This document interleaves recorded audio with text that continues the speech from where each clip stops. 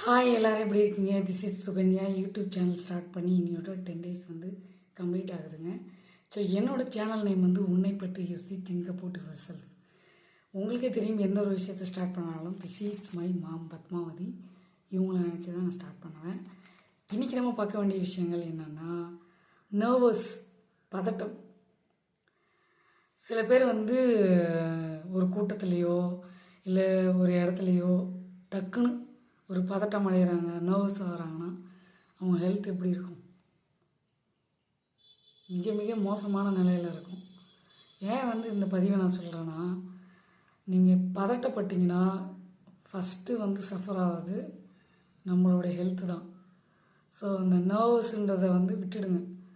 நிறைய பேருக்கு வந்து சொல்ல முடியாத ஹெல்த் இஷ்யூஸ் நிறையா இருக்கலாம். ஒரு ஷாக்கிங்கான விஷயத்தை ஷேர் பண்ணும்போது அவங்களால தாங்கிக்க முடியாத ஒரு பதட்டம், நர்வஸ் அவங்களுக்குள்ளே இருந்துக்கிட்டே இருக்கும். அதுலேருந்து எப்படி வெளியில் வரணும் அப்படின்றத யோசிங்க. கண்டிப்பாக பதட்டப்படாதீங்க. என்னன்ட்டு ஒரு கிளாஸை வந்து தண்ணி குடிங்க. ஒரு கிளாஸ் வாட்டரை வந்து நீங்கள் வந்து குடிச்சு பாருங்கள். அப்படியே அந்த நர்வஸ் வந்து உங்களுக்கு பதட்டம் அடைகிறது கொஞ்சம் நிற்கும்.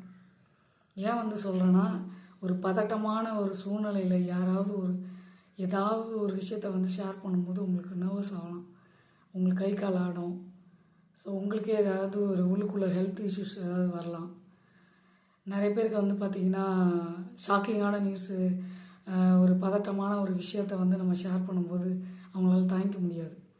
ஸோ அதனால் பார்த்து பதட்டப்படாமல் பொறுமையாக நர்வஸ் இல்லாமல் இருங்க. ஒரு கிளாஸ் தண்ணி குடிங்க, நிதானமாக இருங்க.